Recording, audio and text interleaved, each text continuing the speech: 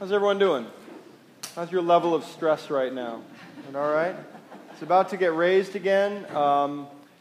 We're coming up on December 21st, I think the date is, 2012, when things are supposed to happen. And if you're truly anxious about this, I really don't know what to tell you. I'm going to kind of joke about it a little bit. So I apologize in advance for that. But let me tell you, the world is not going to end this month. Okay, can I be clear on that? The world is not going to end this month, no matter what anyone says. I want to be clear on that, but I also want to be clear on this, that while the world will not end, worlds are ending. The world will not end, but worlds are ending. And we all feel that, don't we? We all feel that worlds are ending. Post-election analysis talked about voting blocks that no longer have the same influence or have the same power that they once did. And will they ever again? The New York Times ran a big story this week about the decline of the elegant dinner party. Will that ever come back to society? And Tom, the ACC as we knew it no longer exists. But at least Maryland is going to another big conference, the Big Ten, which will continue to exist in some shape or form. The Big East, no longer. My alma mater will not have a conference to play basketball in anymore. Worlds are ending, but the world will not end. But I want to talk about this idea that worlds are ending because we all think that it's fun and games, but really it affects people. Walter Brueggemann, whose voice we heard in the prelude, he told me a story in October about a warden at his church near Cincinnati. And this gentleman who's in his 60s, he's a businessman, he's conservative in his political views and in his social views. He's married, he's white. And he came to his priest one day this summer with tears in his eyes. And he said, "Look at me. I'm 65 years old. The world that I've known ceases to exist, and I want my world back." I want to offer to you that I believe his grief is real and it needs to be heard. Someday someone after my Wednesday night class that I did this past week came up to me in the kitchen and they were saying, well, it's not just the Mayans who are predicting the world's going to end this month. And so my ears perked up. I said, all right, well, there's corroboration. And she said there are two other cultures, apparently fringe cultures, that think that things are going to happen maybe not this month, maybe not this year, but within 20 years before or after 2012. And that got my mind thinking back to my poetry classes in college. And Ezra Pound, if any of you remember Ezra Pound, he had a theory that says that every 2,000 years something big happens that changes the course of human history. And I think oftentimes we get confused because we like to think about the ending of things, don't we? We think about things ending, but we don't think about what comes next. We don't think that endings can somehow become beginnings. So in focusing on the endings, how many of you heard in the gospel today Jesus say the following words? Anguish, perplexity, roaring, tossing, terror, pass away, close, escape. But how many of you heard Jesus say these words? Your redemption is drawing near. Advent is the time of year when we hold these two feelings in tension.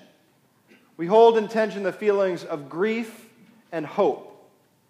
We spend a lot of Sundays on the latter feeling. So I'll pass by the easy sermon exit of saying to you, well, old worlds end and new worlds begin, and isn't it wonderful in God's eyes? That's the easy sermon that I could give to you today, and I don't want to do that. Because Brueggemann offers that we should be spending more time on the former, more time on grief, so that the latter, the hope, makes some sense. I wonder how many of us are dealing with real grief today.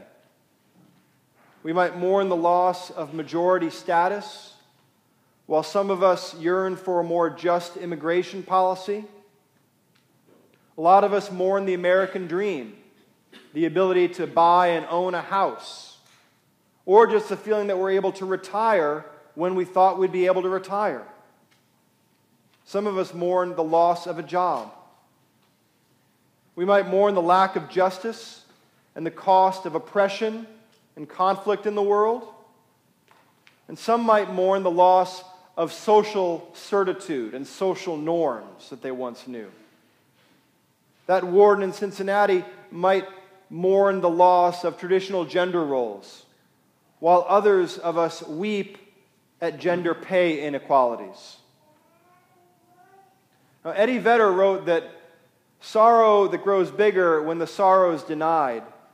And what happens when our sorrow is denied? What happens when our grief is denied and it's not given a proper outlet? It becomes disenfranchised. And disenfranchised grief can lead to anger. What happens when we fool ourselves into thinking that we're really okay and that we're just going through a bit of a slump? Brueggemann says that the theme song of this notion is Nat King Cole's "Pretend You're Happy When You're Crying."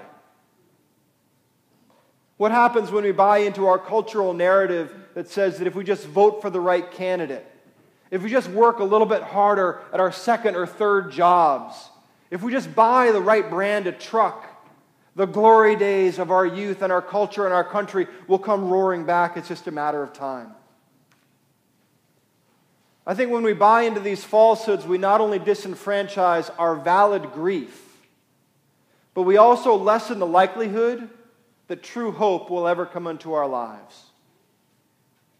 It's the difference between a morning when the light just seems to come and things just seem to get a little bit brighter from dawn on in through 10 o'clock, and the mornings when the sun bursts over the horizon and you can't look at it for fear that you'll become blind. That's the difference in the hope if you don't enfranchise your grief. We cheapen the hope when we don't deal with that grief. We cheapen it to render it unrecognizable and without taste. I've said before that if you don't think you need a Messiah, I don't know what Advent or Christmas means to you. Because in order to have our tears dried, we must first acknowledge and realize that we're crying our eyes out in the first place. So I don't know what your grief is. I don't know how you're handling your grief. Is it the economy? Is it governmental ineffectiveness? Is it lack of faith in institutions? Is it the hockey lockout? It is for me. That grief is totally being stuffed down and disenfranchised. Big time. Whatever it is, you have to own it. Whatever it is, you must own that grief. You must sit with it, pour it some tea, and get to know it. You have to knock it down and wrestle with it until you are exhausted. And when you are exhausted, you will find yourself in a sacred place when you hear God's voice above all others saying to you, "Let me wipe away your tears, for your redemption is near." Amen.